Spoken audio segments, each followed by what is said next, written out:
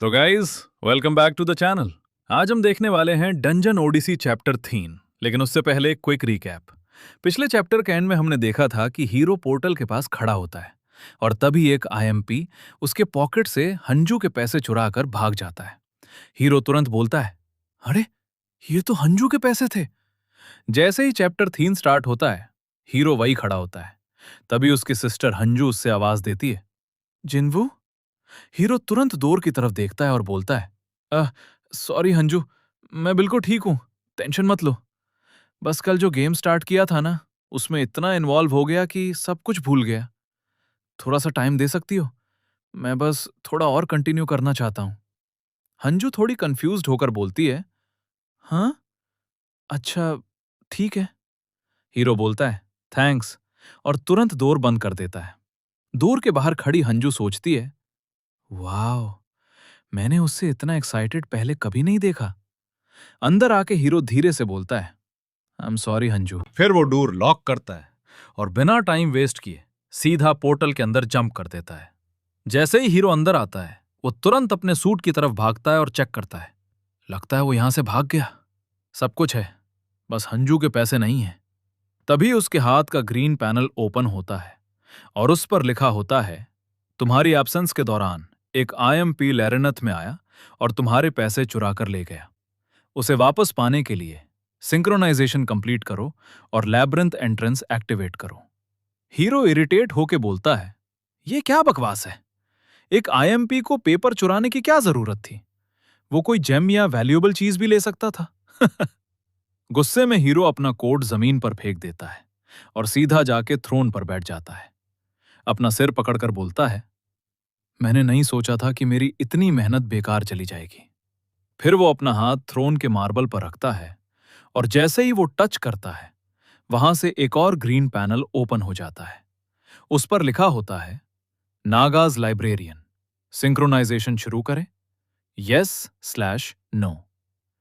Hero थोड़ा सोच कर बोलता है, लगता है ये मार्बल भी मेरे हाथ के टैटू जैसा ही काम करता है। वैसे भी अब कोई फर्क नहीं पड़ता। फिर वो बोलता है, ठीक है, पहले सिंक्रोनाइजेशन कंप्लीट कर लेता हूं। मुझे अपने पैसे वापस चाहिए। थोड़ा सोच कर बोलता है, उसके बाद मैं इस जगह को छोड़ दूंगा। ये भी बाकी अबैंडन्ड लैब्रिंथ्स की तरह ही रह जाएगा। शायद मैं भी उन डंजन बेबीज की तरह इसमें फंस रहा हूं। और जैसे ही हीरो कंफर्म करता है, बूम, सिंक्रोनाइजेशन शुरू हो जाता है। हीरो बोलता है, मतलब बस बटन दबाना ही था। तभी उसके सामने एक लैब्रिंथ पैनल ओपन होता है। हीरो उससे स्वाइप करता है और बोलता है, तुमने कहा था गेट बनेगा, लेकिन कुछ हो क्यों नहीं रहा? फिर थोड़ा इरिटेट होकर बोलता है, मुझे लगता है मैंने अपना टाइम वेस्ट कर दिया। इससे अच्छा तो मैं खुद जमीन तोड़कर आईएमपी को ढूंढ लेता। लेकिन तभी एक नया नोटिफिकेशन पॉप होता है, Naga scheme status confirmed user king Jinu. Hero shock होके बोलता है, किंग जिनू? मतलब मैं नागा लैब्रिंथ का राजा बन गया हूं? और उसके तुरंत बाद सिंक्रोनाइजेशन जल्दी ही शुरू होने वाला है। हीरो बोलता है, हाँ, और नेक्स्ट सेकंड हीरो का पूरा बॉडी फ्लैशलाइट की तरह ग्लो करने लगता है। तभी एक मिस्टीरियस आवाज उसके दिमाग में आती है, किंग जिनू को नाग्स लैब्रिंथ का मालिक रजिस्टर कर दिया गया है। हीरो हैरान होकर बोलता है, ये आवाज मेरे दिमाग के अंदर कैसे आ रही है? तभी सडनली पूरा ग्राउंड हिलना शुरू हो जाता है। जमीन पील होने लगती है और पूरा एनवायरनमेंट ट्रांसफॉर्म होने लगता है।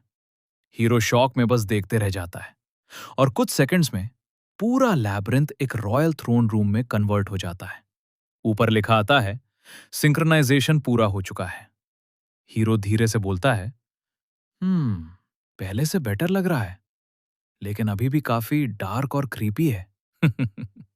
फिर हीरो अपने हाथ पर बने टैटू को एक्टिवेट करता है और एक ग्रीन पैनल ओपन होता है जिसमें लिखा होता है, मालिक किम जिनू, रैंक 1 लैब्रिंथ, नागाज लैब्रिंथ, गेट 100/100। हीरो बोलता है, ज्यादा कुछ चेंज नहीं हुआ, बस गेट का ऑप्शन ऐड हुआ है। फिर आगे देखकर बोलता है, यही शायद लैब्रिंथ का एंट्रेंस है। और तभी हीरो की नजर पड़ती है उस आईएमपी पर जिसने उसके पैसे चुराए थे। हीरो धीरे से बोलता है, तू यहां क्या कर रहा है? जैसे ही हीरो उसे देख लेता है, इम्प फ्रीज हो जाता है। हीरो बोलता है, अगर मैं नॉर्मल इंसान होता तो शायद तुझे देख भी नहीं पता। और next second hero lightning speed से आता है, सीधा इम्प का गला पकड़ लेता है और उसे हवा में उठा देता है। इम्प तुरंत स्ट्रगल करने लगता है, उसका सांस रुकने लगता है, पूरा पैनिक मोड ऑन हो जाता है।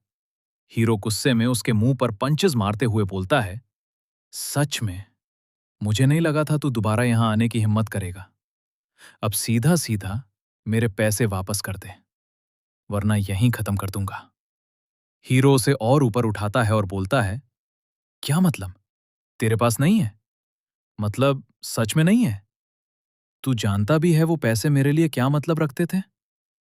हीरो गुस्से में उससे मारने के लिए हाथ उठाता ही है कि तभी आईएमपी जल्दी से अपनी जेब में हाथ डालता है और एक रेड कलर का ग्लोइंग जेम निकालता है।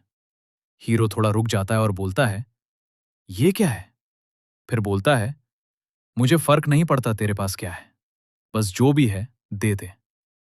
आईएमपी डर के मारे वो जेम आगे बढ़ाता है और धीरे से बोलता है, "ड- डाउन जेम। तभी उस जेम की इन्फो सामने आती है। ये डाउन जेम्स बहुत ही रेयर होते हैं। ये सिर्फ जमीन के अंदर मिलते हैं, काफी गहराई में, रेयर प्लांट्स के बीच छुपे हुए। और इन्हें नॉर्मल तरीके से पाना ऑलमोस्ट इम्पॉसिबल होता है। इसलिए लोग इन्हें ज्यादातर मॉन्स्टर्स को मारकर और उनकी डेड बॉडीज सर्च करके ही पाते हैं। और इसी वजह से ये जेम्स मार्केट में बहुत महंगी कीमत पर बिकते हैं। हीरो बोलता है, मैंने सुना है एक छोटा सा जेम भी मिलियंस का होता है, और ये तो काफी बड़ा लग रहा है। और तभी उसे एक और जेम दिखता है। हीरो हैरान होकर बोलता है, वेट, इसके पास तो दो जेम्स हैं।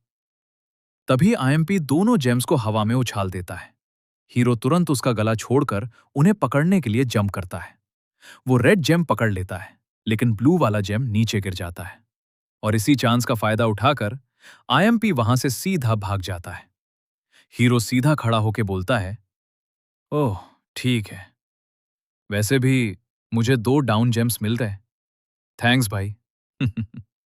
लेकिन तभी हीरो पीछे मुड़कर देखता है तो वो ब्लू जेम जमीन पर गिरने के बजाय हवा में फ्लोट कर रहा होता है। और जैसे ही वो फ्लोट करता है, उसमें से एक ब्राइट फ्लैश निकलती है। हीरो शॉक होके बोलता है, अबे, अब ये क्या हो रहा है? और जैसे ही वो उस फ्लैश की तरफ देखता है, वहीं पर चैप्टर 3 एंड हो जाता है। तो दोस्तों, अगर आपको ये डंजन ऑडिसी का एक्सप्लेनेशन पसंद आया हो तो वीडियो को लाइक जरूर करना। और अगर आप आगे का पार्ट देखना चाहते हैं तो चैनल को सब्सक्राइब करके बेल आइकन जरूर दबा देना। और हाँ, अगर वीडियो में कोई फेवरेट मोमेंट या फनी लाइन आपको अच्छी लगी हो तो वो भी कमेंट में जरूर लिखना, क्योंकि सच बताऊं, इस वीडियो को बनाने में काफी मेहनत लगी है। तो आप लोगों का सपोर्ट ही मोटिवेशन देगा कि मैं जल्दी से नेक्स्ट चैप्टर का पार्ट भी लेकर आऊं। तो मिलते हैं नेक्स्ट पार्ट में।